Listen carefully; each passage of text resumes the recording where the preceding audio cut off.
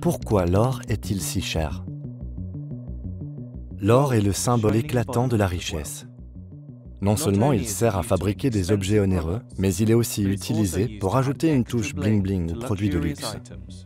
Des smartphones, aux voitures, en passant par les steaks de bœuf. Mais d'autres métaux plus rares que l'or sont bien plus abordables. Alors pourquoi l'or est-il si cher? Les scientifiques pensent que l'or proviendrait d'une collision entre deux étoiles à neutrons proches du système solaire. Il serait arrivé sur notre planète à la suite de plusieurs bombardements de météorites, il y a environ 3,9 milliards d'années. Pendant des millions d'années, le noyau chaud bouillonnant de la Terre a fait remonter des pépites d'or vers la surface. Des paillettes d'or ont été trouvées dans des grottes paléolithiques datant d'environ 40 000 ans, ce qui constitue le premier cas connu de contact humain avec ce matériau. Mais qu'est-ce que l'or exactement? L'or est un métal relativement rare et très polyvalent. Il est particulièrement malléable, ce qui signifie qu'il peut être déformé ou modifié sans être cassé. Mais c'est son aspect jaune vif totalement unique qui le distingue des autres métaux précieux. Ces facteurs lui confèrent de nombreuses applications pratiques et superficielles sur Terre. Pour une jeune mariée, l'or est l'incarnation parfaite de l'amour et de l'émotion. Pour un investisseur, l'or est un excellent outil de diversification du portefeuille. Les gens aiment posséder un actif tangible dans leur patrimoine.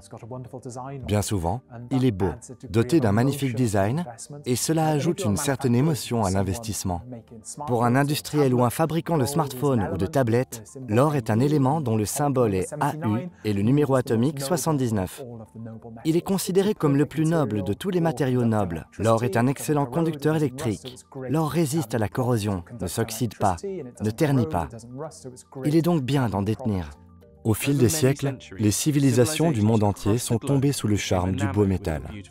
Par exemple, les anciens Égyptiens l'utilisaient en tant que monnaie, mais également pour les sépultures, car ils considéraient l'or comme la chair des dieux. En effet, le roi Toutankhamon a été enterré dans 3 cercueils enveloppés d'or. Le dernier était composé de feuilles d'or pur frappées, dont la valeur dépasserait aujourd'hui le million. En 1792, le Congrès américain a adopté le Coinage Act, loi sur la monnaie, qui fixait le prix de l'or en dollars américains. Au cours du siècle suivant, pendant la grande ruée vers l'or aux États-Unis, l'extraction de l'or a captivé l'imaginaire des gens.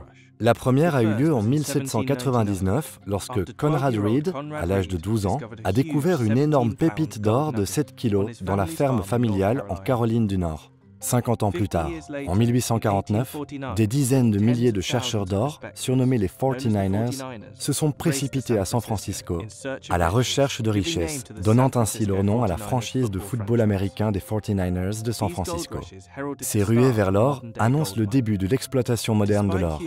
Bien que l'homme ait extrait l'or pendant des millénaires, la complexité de ce processus n'a pas changé.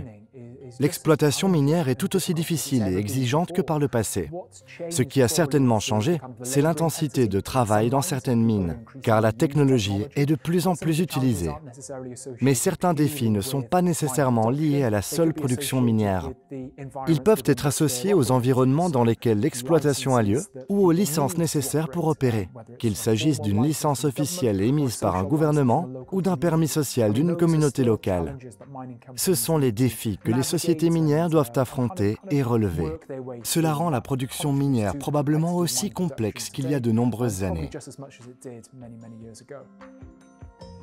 Identifier les gisements d'or est une tâche ardue. L'examen d'un site potentiel par les géologues, chimistes et ingénieurs peut prendre jusqu'à 10 ans. Même dans ce cas, la probabilité qu'un gisement devienne une mine d'or productive est inférieure à 0,1%. Seuls 10% de ces sites contiennent suffisamment d'or pour justifier une exploitation plus approfondie. Mais en surface, l'or est partout, sur nos doigts, autour de notre cou et même dans notre bouche. L'or est utilisé en médecine, en architecture et dans presque tous les composants électroniques. Nous envoyons même de l'or dans l'espace, d'où il provient, non seulement en tant que composant fiable des circuits des vaisseaux spatiaux, mais aussi dans la doublure des visières des astronautes, afin de les protéger de la chaleur et des rayons ultraviolets nocifs du Soleil. En gardant tout cela à l'esprit, vous serez peut-être surpris de savoir à quel point il y a peu d'or sur Terre. Si l'on faisait fondre la totalité du stock mondial en surface, soit environ 190 000 tonnes d'or, on obtiendrait un cube de 22 mètres de côté. Cependant, si l'on partageait cela en parts égales pour chaque être humain, nous obtiendrions une once d'or pur 24 carats par personne, ce qui représente une valeur d'environ 1500 $. Alors, comment ce volume se répartit-il entre les différents secteurs? C'est à la bijouterie que revient la plus grande part des 190 000 tonnes d'or en surface.